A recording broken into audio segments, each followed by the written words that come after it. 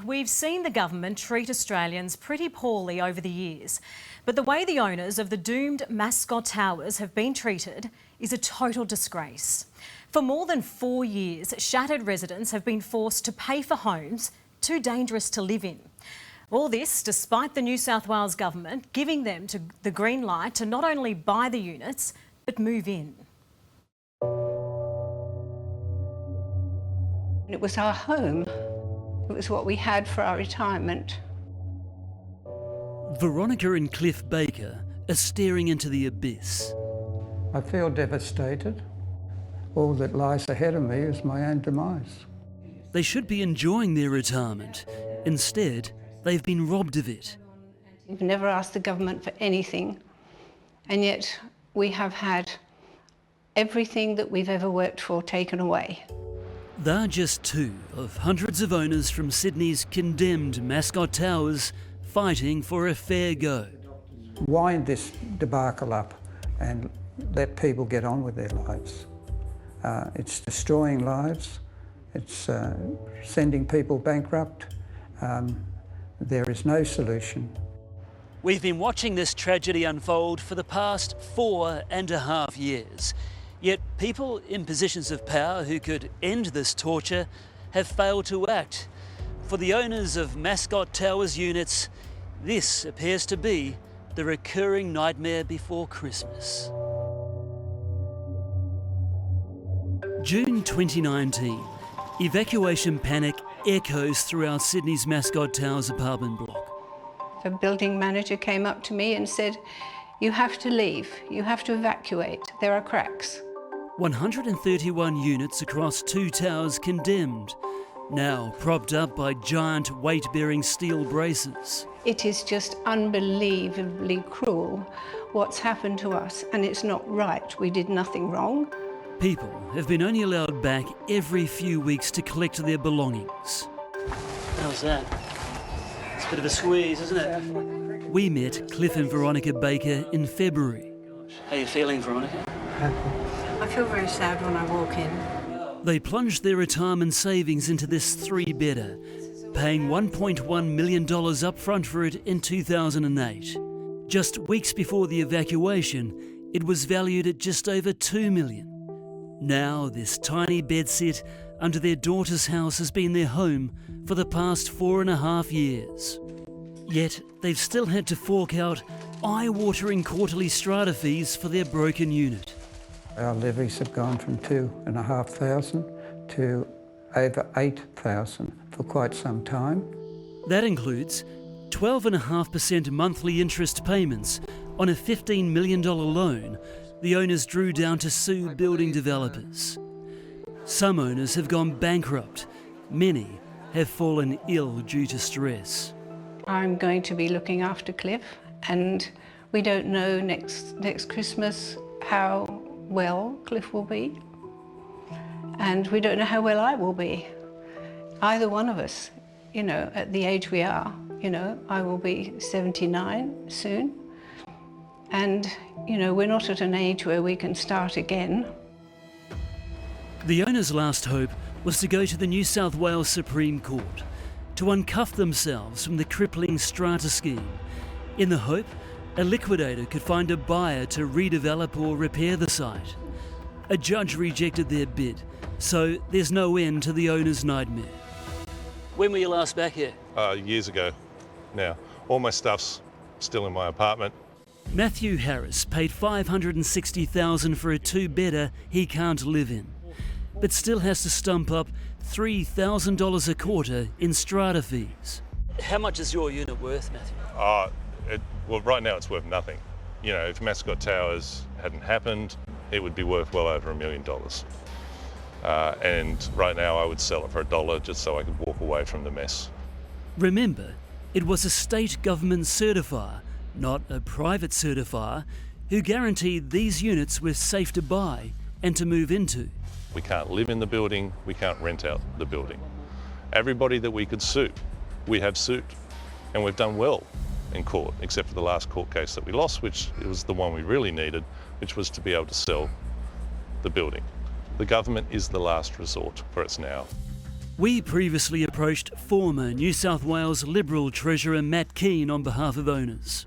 Why won't the government reimburse them the full purchase price for the units? The New South Wales Government will use our financial position to ensure that we continue to stand by people when they need it. Labor's Chris Minns is New South Wales Premier now.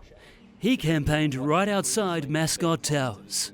I met Chris Minns there, I shook his hand, he talked about how horrible the situation was, he talked about how they were going to help us, he made commitments, he made promises, and now it's crickets. Cliff, I mean, you're old school, mate. What does a handshake mean to you?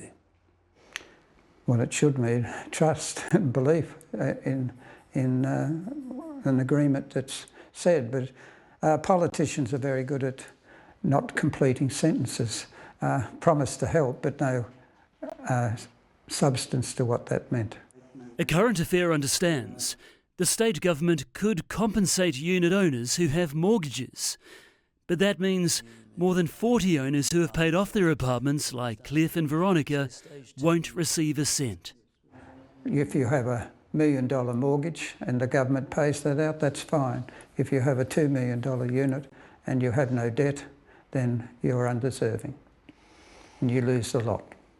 The Supreme Court heard owners could be back living in Mascot Towers within 12 months if a further $21 million was spent fixing the building.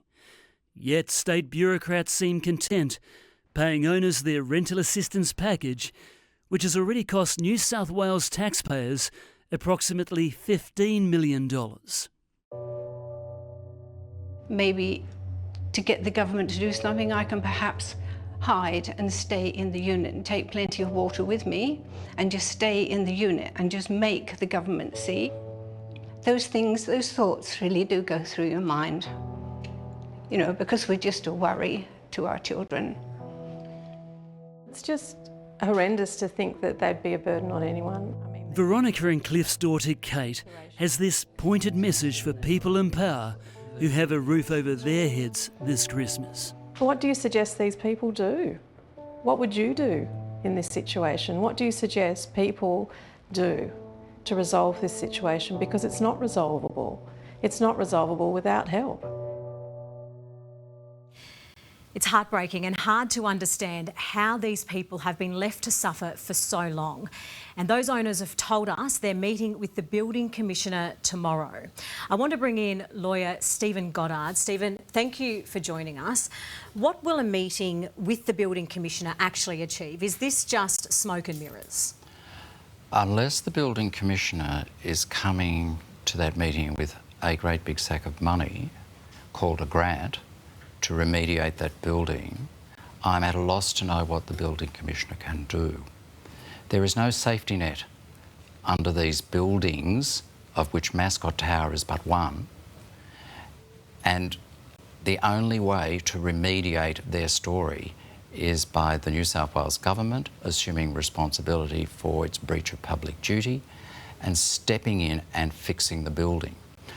If the Commissioner is able to say the New South Wales Government is prepared to buy out all of the lots, acquire the building, remediate it and then sell it, cleansed of the toxic history that has grown around Mascot Towers, that would be action in the public interest. I want to talk about the Supreme Court decision. Why do you think the ruling was made against these desperate owners who just wanted to get out of their crippling strata scheme? The Strata Schemes Development Act prescribes how owners' corporations are terminated. The Supreme Court proceedings were outside the ambit of that legislation and not destined to provide any meaningful success. So they got bad legal advice? That's for others to say, but the decision of the court speaks for itself. Oh, they don't need that. So what does the government, the New South Wales Government, need to do here? Assume responsibility in the public interest for remediation of that building. Mascot Towers is a litany of failed legal remedies. The Owners Corporation and all of its owners have tried to self-help for 4.5 years, all to no avail. That is a clear indication that we are dealing with a public policy problem. And that's where government is meant to step in and discharge its responsibility to the community. And that's how government will reinstate public confidence in strata living as a lifestyle of choice. Would the government, though, be scared that it's going to open a can of worms here? I mean, if they help the people of Mascot Towers, wouldn't they then have to help owners of defective buildings everywhere? I can assure the government there is a can of worms out there waiting. This is not the only building. There are others. And all of those other people did nothing wrong either.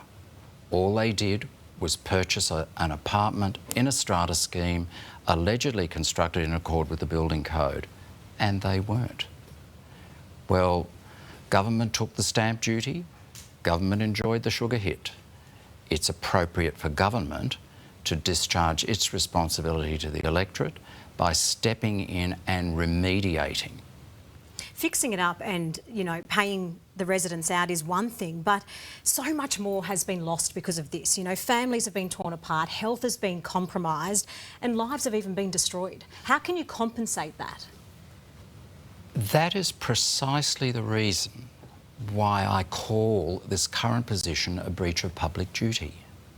I'm led to believe there's been a significant loss of life, broken homes, broken marriages, as a result of people struggling to obtain the Australian dream and acquiring this Australian nightmare.